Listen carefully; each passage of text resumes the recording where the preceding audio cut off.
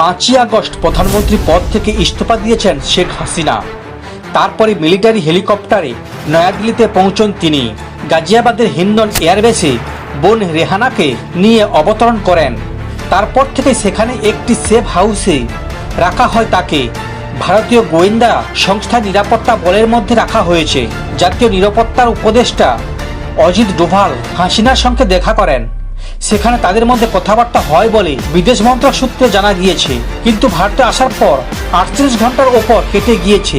হাসিনার পরবর্তী গন্তব্য কোথায় হবে তা নিয়ে এখনো ধোঁয়াশা কাটেনি। ব্রিটেনকে আবেদনে এখনো পর্যন্ত কোনো ইতিবাচক সংকেত পাওয়া যায়নি। অন্যদিকে হাসিনাকে পলিটিক্যাল অ্যাসাইলাম দেবে না বলে ইতিমধ্যে জানিয়ে দিয়েছে আমেরিকা।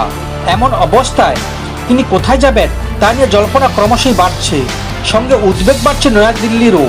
তার কারণ ইতিমধ্যে বাংলাদেশে হাসিনাকে ফেরানো নিয়ে আওয়াজ তুলতে শুরু করেছে বিভিন্ন সংগঠন। কাউন্সিলের পক্ষ থেকেও দাবি তোলা হয়েছে হাসিনাকে ফিরিয়ে দিক ভারত, কারণ গণহত্যার অপরাধে তাকে বিচারের আওতায় আনতে চেয়েছে সংগঠনগুলি।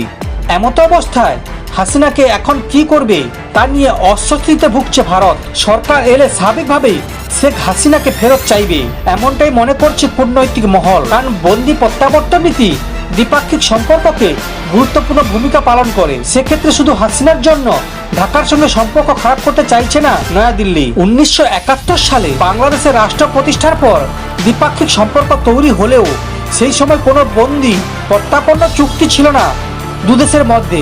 2013 সালে শেখ হাসিনার আমলেই বন্দি প্রত্যাপন্ন চুক্তি স্বাক্ষরিত হয়।